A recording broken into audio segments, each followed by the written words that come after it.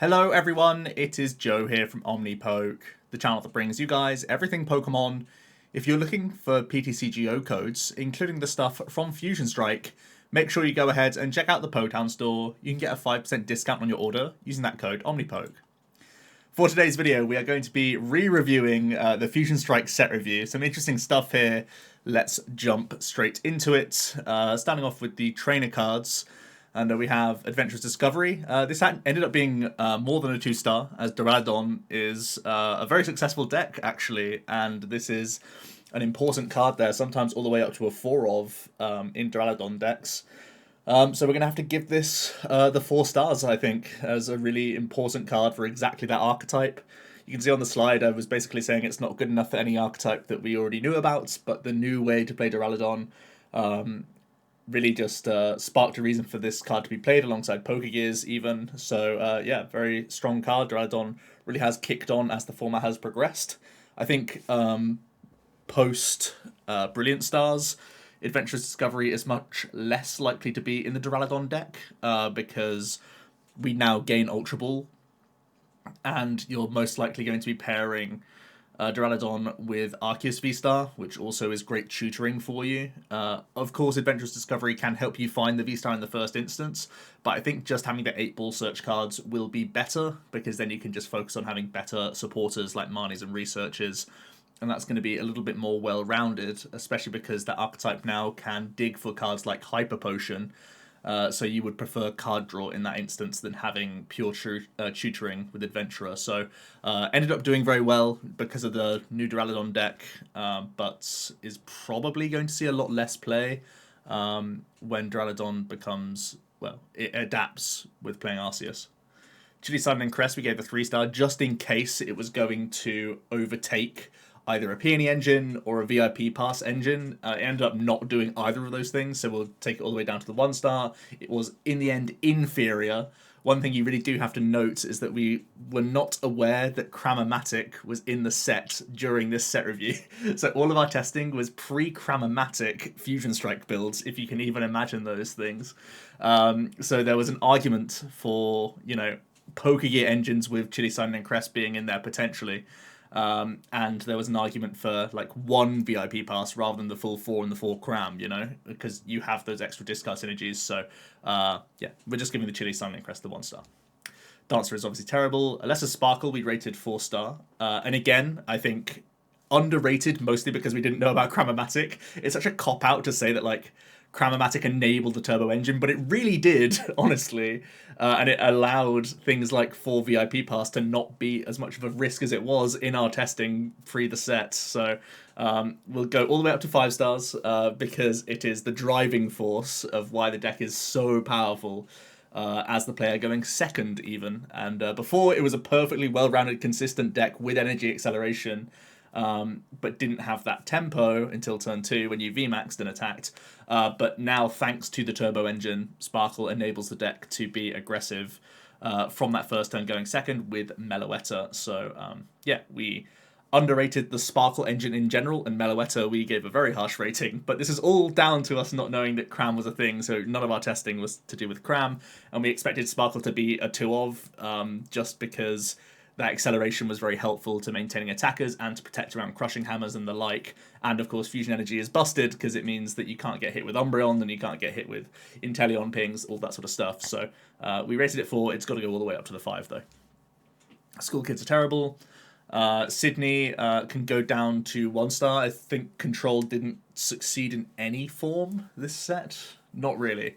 Again, it's the online format, and Control does worse in online formats, but there you go. VIP Pass. So here we go. We rated the card 3-star as a potential one-of in Peony engines at the time. And now that we know that there's Cramomatic, it's a far, far better card, right? Because we just have those extra discard synergies. So it goes all the way up to a 5-star, obviously. It's a leading factor and probably the best draw possible turn 1 for the Fusion Strike deck. It still was the best draw possible before we knew about Cram, but there was just no downside. Oh, sorry, there was a real downside to the card. Interestingly enough, VIP Pass even transferred into some single strike decks that started playing VIP Pass plus a number of Cram. Not quite 4 crams a lot of the time, it was like 2 to 3. But yeah, VIP Pass was certainly extremely good. And I think going forward there is the competition of Ultra Ball now. I think Fusion Strike decks will still certainly play VIP Pass, but I think the likes of Single Strike will move just towards the Ultra instead, because you're playing multiple stage 1s anyway. Makes more sense to have the option for both of those sorts of things. So I think VIP Pass becomes essentially a Fusion Strike card, and is not going to be played in many other archetypes. That said, Cincino does get slightly better as an engine as well, because we have a better Mincino now that has an inbuilt core family attack for colorless. So we could see some VIP Pass Cincino engines as well going forward, so keep an eye out for that. Cross Receiver, obvious 1 star. Cross Switcher, we gave 5 stars. Again, this was mostly us backing the Peony engine, and that's just how we thought the deck was going to go when we didn't have a Cramomatic available. So we'll bump this down to probably 3 stars. There was still a huge number of successful Genesect decks that were Peony-based engines, and I think at the first 20 tournaments or so, the Peony engine was actually on top until the speed list got more refined. So Genesect Mew with Peony is still a very, very strong deck. And ironically, a lot of the decks that are climbing to the top right now are just stick up after the peak deck and hope the Genesect player bricks. And Peony still helps out, giving you double the outs essentially to just not brick to a path, which is appealing. But apparently it doesn't matter as much as just hitting Meloetta turn 1. So yeah, the cross switchers was part of a different style of package, which is how we were playing Fusion Strike at the time, which has now given way to another build. Cross switcher also found its way into some Ice Rider builds. I know it never really kicked on massively, so not a huge nod there. I think I'm gonna have to bump this down to that 3 star where it was successful in the strongest deck in the game, but now it's just fallen by the wayside to other options. I can't see Cross Switcher making a comeback in the Fusion Strike deck. There's just not enough space. And there's nothing really that makes me think it's any better. Cross Switcher could be decent in some of the fire decks because you want switch outs and you want gusting, especially because Entei is so good at knocking out Genesect thanks to its weakness. It doesn't matter how much bench, how large their bench is, etc. And there's a few other things there. There's some interesting Suicune stuff going on now that Melanie has more potential to work turn 1 going second and be an aggressive option. We could see some Suicune toolbox decks that's like Suicune, Galarian Moltres, and some other attackers here and there. Maybe some of the other, the Raikou and the Entei for different type coverages. So I think there's hope for Cross Switcher. Still certainly like a pretty powerful card. And there are enablers out there to try and make it work. So I can still see it seeing some play, but it's still a little bit niche right now. Tablet is the obvious 5. It's still the backbone of the Fusion Strike deck. Things won't change. It arguably gets stronger because of choice belts coming out as well. It's easier to reach numbers. Grand Bell of Remembrance is terrible. Sponge Gloves, we gave the 2 star the nod of Greedent, but now we have no real reason to play it. I mean, choice belts is better than every other glove, obviously, but for exactly Greedent, you may still want the Sponge Gloves to do the Sobble thing, but I don't really think you will. Interestingly, Greedent could combine with Arceus V-Star to get you some combo pieces out of the deck early for the 4 prize, or the 3 prize KO on a 1 prizer, which is kind of spicy. It does come into question how good the Sobble engine is going to be next set, though, because we have Luminion, Crobat, Eldegoss, Ultra Ball engines now as well. So we'll have to see if these gloves are going to be worth it in a Greedent deck, and if one actually rises out of the ashes via the Arceus V-Star power. Skate Park is terrible. Fusion Energy is the obvious 5. You can see some of the things that we're trying to block at the time, and you can see that it was... that was our main focus, right? Our main focus was to have a splash of acceleration out of the deck so we don't lose to hammers, and to block some of this stuff. But actually the real, insane thing about Sparkle is that you get that turn 1 attack going second. And that was possibly an oversight from us anyway, but I think it was the Cramomatic that made it much more efficient, because before we had the Cramomatic, it would have just been playing 4 Pokegear and 3 Sparkle at the highest end, just to hit that Meloetta, and you weren't drawing enough cards to actually get that whole thing going whilst also drawing the 3rd Fusion Energy. It wasn't until the Turbo list was revealed to us. So there's the trainer summary, and the missing card was Cramomatic, and that actually warped the meta massively. This one card was crazy warping for the meta game, so we will, in post-production, give it to the 5-star rating. It is very, very good. I can foresee it still being, even with Ultra Ball, a 3+. copies in Geneset Mew a lot of the time. A lot of people will still stick to the full 4 because it's just so good at guaranteeing what you want, and is at worst a hand-thinning card. There was actually quite a few cards from this set that ended up not being rated because we didn't know about them, but we'll jump into the Vs now.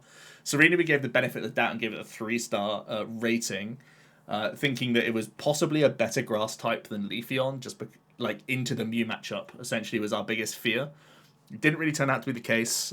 With Ultra Ball, this sort of engine gets much, much better than it used to be, but I still think there's too many hurdles for Serena, and the damage output is probably a little bit too low. So we'll drop this down to 1 star, which is a shame, but the engine is actually super pog now, so bear that in mind. Chandelier should be a 1 star, it's just not got stable damage output. Crabominable didn't see success in Control, which was where the majority of our rating came from. I've really got a bad throat. But in general, it's just not a good enough card as an attacker, and Control never really popped off. So we'll drop Crab down to 1 star as well. Interestingly, the new set does come with a Floatzel, which is also a water Pokemon, but I think you still don't want to be using Crabominal V's attack to mill when you could just get back resources instead now with Floatzel. Intel V and VMAX. 4 stars probably a little bit too generous. I think Mew decks quickly figured out that they can just do like a bouncing strat, forcing Cheryls from the Intel deck until they're out of Cheryls, or until they don't have a Cheryl in hand, and then they're in range of easy KOs. Also, the Jolteons and the Urshifus just wipe out your Intel and Octillery engines, and again, you're struggling all over the place. So it's just too fragile of a setup deck, really, overall. So we will bump it down to probably a 3 star, I think. It's still like a valid deck in the game, and it could take wins, and it could be a path deck, which is relevant. But I think overall, not great. And going into the next set, you gain bench protection, which is maybe nice for your like setup approach, but I still think the Mew is going to be like a huge issue for you, so I don't see a huge reason to play this ultimately. It did see some highlight reel play as well as like a 1-1 line in Urshifu decks, but that ended up going out of the list eventually, instead of like Vaporeon potentially, or just not having a 1-1 line altogether and trying to go as speedy as possible with like doubling up on some key counts like second telescopic and stuff like that. Boltund, we believed in a little bit too much. The damage output just isn't fast enough. We'll give it the 1 star, I think. And not much from the new set excites me about Boltund. There's always the Arceus arguments that you can say, yes, you can Arceus now and get some energies all across the board, but there's much better things to use with Arceus. Mew is the obvious 5 star. It has dominated the game. It's absolutely crazy. Hooper, we gave 2 star. I don't think it's seen like any play. It has seen some like highlight reel play, and I think 2 is probably about right for it. We didn't see a good enough home for it as an attacker because of its attack cost being just that little bit too awkward. I know there has been those few lists that have been playing like Oricorio Toughness Cape and trying to just make the Hooper sort of stick in play long enough to get the value of the dual typing. But I think Arceus really gives this card a breath of life, and I think if you're playing a Galarian Moltres build, you'll easily be playing 1 Hooper just to improve your matchup into Single Strike and into Rapid Strike, most importantly. Or most helpful, I would say, in the Rapid Strike matchup. The Single Strike matchup, they can just stay as the 2-prizer much more comfortably, and you don't really get like an uptrade. You're just like attacking with the Hooper, and it's a threat they have to deal with. But I think it's very good into Rapid Strike that normally is forced into their 3-prizer. I mean, yes, they can still KO Arceus with like 100 Furious Blows or whatever, but you don't mind that 2 for 2 as much. It's a bit more awkward for them. So yeah, definitely an interesting card. It's an extra dark type to the toolkit of Arceus, which is cool, and offers some type coverage, which is annoying for some VMAXs. So I think it'll be going up in stock with Arceus coming out, but probably around where we want it to be at the experimentation level for this card. Gengar VMAX we gave 3 star. Probably a little bit harsh on reflection. I think it can go up to probably 4. I think in general it's performed much worse. Let me get Play Limitless up actually and see where we're at with it. Where it's ended up overall. Definitely a powerful deck. It's certainly worse than regular Single Strike. And where is its win rate at? Its win rate is slightly above the normal Single Strike deck, so maybe it, in theory, comes out on top as the best Single Strike deck in the format. And it's around like the top 10 of decks. So yeah, we can give it that that 4-star rating for being in and around that tier 1, tier 2 sort of category. Yeah, it's probably just got the strongest matchup against Mew. That's what's keeping it afloat. It doesn't have the well-rounded nature of the dual typing that Urshifu and Umbreon represent, but oftentimes you would play one single strike Urshifu just for that one punch option into the likes of Jolteon and whatnot. Unfortunately, GMAX Swallow does good enough damage into the Jolteon matchup anyway, where you can get one-shots even without weakness. The Gengar V has good enough damage output as a 2-prize Pokemon to do trades into like Suicune and other 2-prize matchups. It's just a pretty straightforward deck. And I think even coming into these latter stages, it's been playing Path recently as well, just to try and crumb other decks over. Basically, I can still foresee Gengar trying to do that in the next set. I think Path gets much stronger as a card in the format, because there's going to be Crobat, Lumineon, Eldegoss engines, and there's obviously Arceus that you can block as well. And you also gain Choice Belts for improved damage output. So fitting that into the deck is your challenge, but it gains a good amount. So I do think Gengar will still be super relevant in the next set. So yeah, up to the 4-star, probably sticking around that category as well. Genesect V is the obvious 5. It's the backbone of Fusion Strike. Green VMAX we gave the 3-star with the great sponge gloves on him.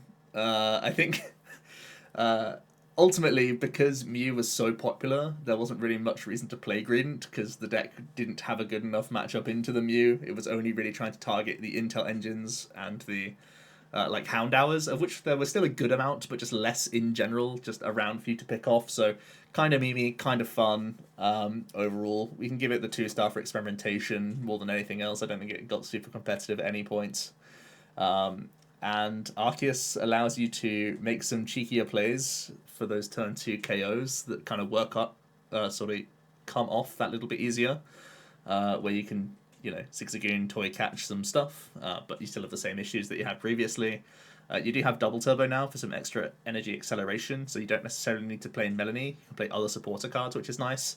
The Double Turbo does reduce your damage output, though, so the big stocks really have to cash in on some very small or heavily damaged Pokemon. So we'll see how that goes. I think it'll be still worth experimenting with for the future, but won't ever be like top tier. So there's the V and VMAX summary. We actually missed 8 cards for Vs and VMAXs in this set. Luckily, they are all trash and will continue to be trash. So not worth mentioning right now. And my head is on an Appleton right now. Alright, so we have the single prize Pokemon. Selgor is terrible. Yes, you can hit for weakness, but not worth it. Butterfree, saw some play with the Salazzle deck, but Salazzle's not really a deck, right? It's just a rogue fun deck. Interestingly enough, just because we have Adaptive Evolution, Metapod, and Caterpies, Butterfree could be used in the Torterra deck for a means of getting immediate evolution into play. That's to say that when your opponent takes a knockout, that opens up a board space that you physically can't evolve, right? Because you can't evolve the turn that you play a basic down, apart from Caterpie, which can. So for Torterra, it's an immediate 50 damage just by going Caterpie Metapod in a turn, and the Butterfree takes you up to 80 damage thanks to the Tricoloured Scales ability. So if you get the full evolution line out, and with Grottle and Turfield, maybe even some like Rescue Carrier recovery style cards, you could get these back pretty quickly, and it could be a damage mod for Torterra. So possibly up to the 2-star just for experimentation. But yeah, it's a stage 2, right? Maractus is terrible. Oricorio we gave the 4-star, probably overrated overall. I do think there are some people that still will back Oricorio to see play in their lists. I think overall it's much more frequent to not play Oricorio than to play Oricorio. Going forward, that may change with Choice Belt coming into a lot of decks. I know things like Ice Rider are really looking to hit that 310 mark. I know that the Dark decks with like Hooper and the Fire decks with Moltres hit the exact 90 to knock out Meloetta, and Oricorio can block those things. So there are certainly instances where Oricorio will be helpful going forward. So it could end up being more of a yes than a no. It's still currently not making the cuts for me right now, just because I want to maximize my draw trainers, essentially. But there is, again, like I said, much more reason to play this card going forward, with Choice Belt pushing a lot of things into range. So definitely one to bear in mind, and is certainly like a great binder card if you're a Fusion Strike player. So we'll drop it down to the 3-star. and we'll sort of probably keep it at the 3 as like the... You're never surprised to see it in a Mew deck, but it's one of those things that I'd say more often than not it won't be in there. Ninetales is terrible, Heatmore is terrible, rollouts all the way down to 1 for sure. It turns out like these blocking abilities just do nothing when Mew has inbuilt wall breaking. Azumarill we gave a 3-star, believing in control. Floatzel does maybe give you extra things to the toolkit of control and also the Roseanne's backup. And it could actually take Azumarill out of the deck altogether. So we'll take Azumarill down to the 1 and maybe keep an eye on it for potential in the Floatzel deck, but Floatzel may just be overtaking Azumarill altogether, especially because you have better recovery now via backup, the supporter card. Feraligator's terrible, Swampert's terrible, Gorobis and Huntail, I think we overrated these a little bit. Again, we gave Gorobis a 3-star, thinking it would replace the Jolteon capsule packaging Control, and Control just flopped, so we'll drop Gorobis down to like that 1-star. I do think maybe with bench protection now, again, Gorobis is like a better tech card than it was in Control, so it does help out that little bit more, where the intel pings actually don't come online in time. And Gorobis, interestingly, could be used in Mad Party. I know some people are looking at Mad Party for the next set because of the additions of Ultra Ball and Double Turbo Energy, and Gorobis can be probably the best defense to just getting detonated by quick shootings. Don't know if it's worth playing the 1-1 line, knowing that people can just gust you up and knock you out and then start pinging again.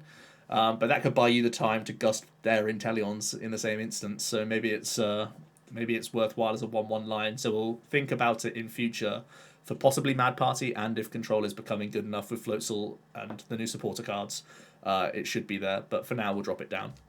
Same thing for Huntail, really. Single Strike was never powerful enough to warrant like hard teching for it, because it's only ever like 8% of the meta at most, probably less, I would think, in most tournaments. So not worth teching against. So we'll take it down to that 1-star. Maybe some Zoro boxes can start playing this card and be a headache for some Single Strike archetypes, but other than that, I can't see Huntail seeing much play. Pyukumuku, probably a little harsh with a 1-star. I know some archetypes have played this. Anything that do play the level ball engine, we've pretty much identified where it would see play, if ever it saw play. And there have been like probably just enough people playing Pyukumuku that we can bump up to like maybe the 2 or 3-star. Every now and then you see it's just sort of giving you a wave in some people's deck lists, and it gets you that little bit of incremental value throughout the game and makes your ball search cards just less dead throughout, which is kind of nice when you have 4 quick, 4 level in a lot of decks. And I think the Intel engine won't change that drastically going ahead. So Pyukumuku, one of those cards that could pop up here and there for some added consistency, but I don't think it's, you know, setting the world alight. I still would personally not put it in any one of my decks, I don't think. I just want the space to be a card instead. Toxtricity we gave 4-star. We were kind of believing that there would be 2 strands of Fusion Strike. We thought there was going to be an aggro Genesect deck as well as a Mew deck, and it turned out that the Mew deck was just like far better, and Genesect Tox was just not strong enough. Gentox actually gains Ultra Ball, which gives you now 8 ball search outs to start discarding metals for your sources to be activated earlier. So you have less hand clogging, which I think is kind of nice. And you also gain the Choice Belt. So Genesect plus Tox plus Powers and Choice Belt reaches a lot easier on VMAXs. So there is a chance that the Genesect Tox deck sort of comes back in some way from our testing group. It's not worked out great. It's just been, you know, just clunkier than Mew still. But there is a hint of chance for Tox going forward. I don't think it's likely though, so we'll take Tox all the way down to like that 2-star for experimentation and sort of keep it there. Deoxys was terrible. I know a lot of people were hyped about this, but yeah, obviously very bad. No home for it really. Don't think much changes from the new set to change that either. Dragapult probably had a little bit more experimentation than anything than the 1-star sort of gives it, but it doesn't really have any powerful applications. It's not like a strong deck or anything, so we'll give it 2 for experimentation, but that's just because people are bored of the online format. Cramble is really bad, Cursela's really bad, Meloetta, so we rated the 2-star, but and obviously it looks like egregious at this point, but I will hold my hands up and say, look, we didn't know that Cramomatic was a card, and even looking at the community, most people thought it was like a maybe in Mew at best. and basically no one gave it that 5-star treatment that it probably deserves now, looking back in hindsight. So, as easy as it is to point and laugh at this terrible rating, we're kind of saved by the fact that we didn't know Cram was in the format.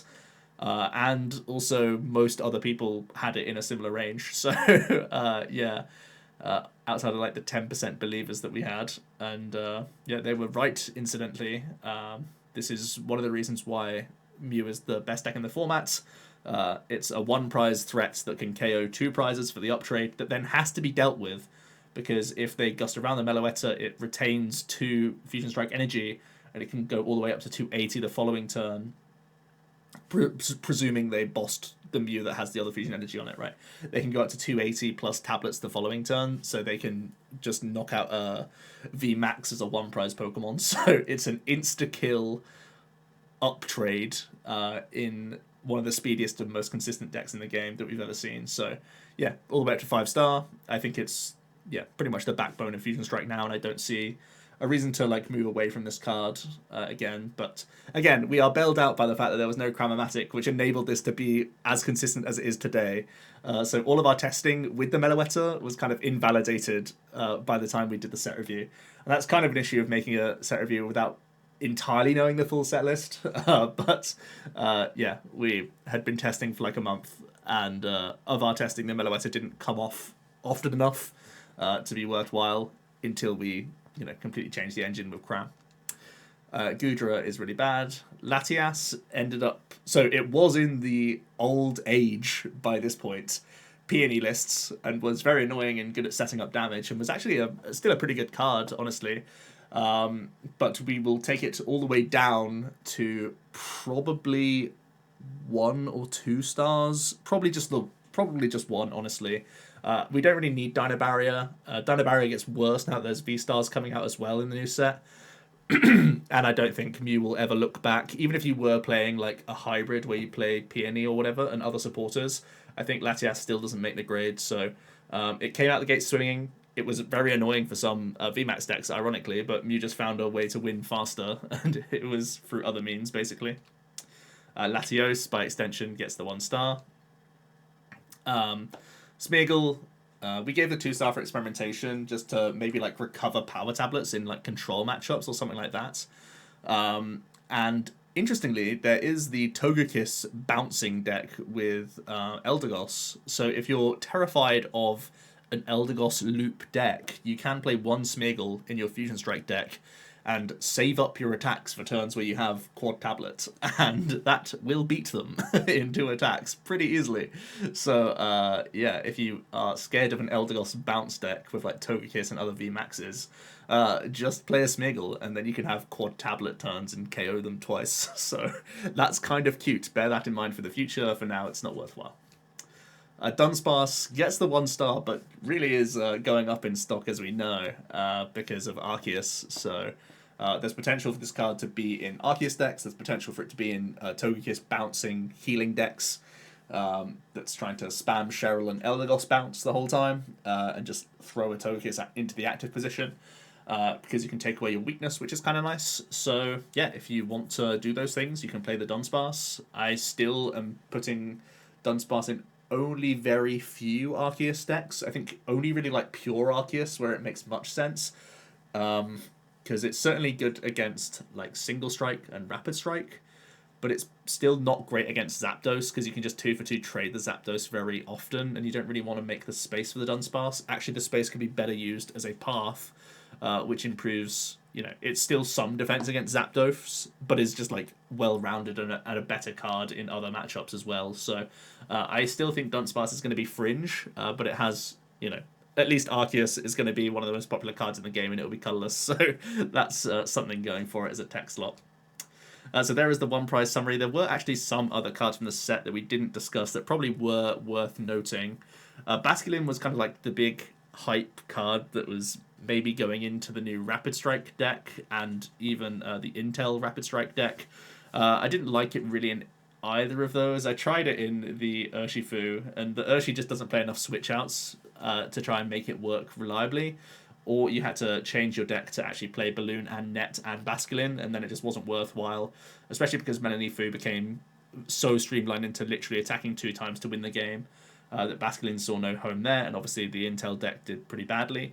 There was some flash in the pan success for the Galarian Obstagoon Inteleon deck, and I think that was because at the beginning of the format, when Fusion Strike was still coming out, there was still Dragapult in the meta.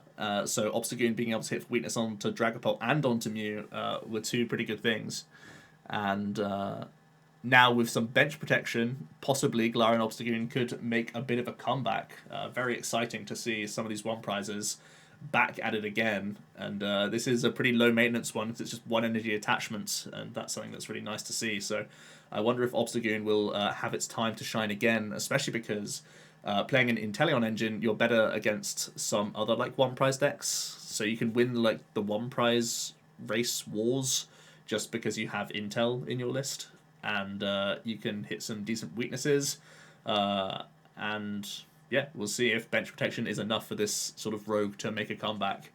The single strike 1 prizes, both have had some like small success in single strike decks, and I can foresee them being one-offs. I think Morpeko is slightly stronger because you can just do the double doom to the Morpeko and you can KO a Mew. It may get blocked by Oricorio going forward, so bear that in mind. But I think there's a reason to play possibly 1 of these in the single strike deck going forward. So yeah, worth cards that we should have noted. But yeah, that's it. A lot of it was obvious, and a lot of our wrong ratings were exactly down to Cramomatic, and that's because like the main flagship deck was Fusion Strike. All of our testing was around like peony engines of Fusion Strike that played just 2 Sparkle, and it played Cross Witches and like 2 Boss. And as soon as Cramomatic becomes a valid card that was playable, there was this second branch that we just didn't really test or know about well enough until it was too late, until this review was already out. So yeah, it's a shame that Cramomatic was a promo card in Japan, right? So it was a card that we didn't really have on our radar until we actually saw the cards in English. So that's why a lot of the ratings were incorrect. I think otherwise we were pretty close on most things, and there were some cards that maybe deserved a bit more limelight than we gave it credit for. So really underrating the Meloetta, overrating some of the other Fusion Strike cards, overrating the sort of tech cards. Tox Genesect didn't really kick off. Outside of that, pretty okay. Maybe some extra love for the Pyukumuku. Obviously, the Fusion Strike stuff was very good. Gengar needed more love than this other stuff. Intel kind of flopped. Greedent was more of a meme. We were high on a couple other V Pokemon that didn't end up seeing enough play. And then for the trainer cards, I think overall we were pretty close, just needing to give Cramomatic its due, and then bumping up that VIP pass significantly, and also an apology to Adventurous Discovery, which found a way in the format, which is super surprising. So yeah, that is the review. Hope you all enjoyed, and yeah, we'll crack on with more testing of the new format and hope that there isn't a random trainer card that comes out that completely invalidates our set review. So cheers.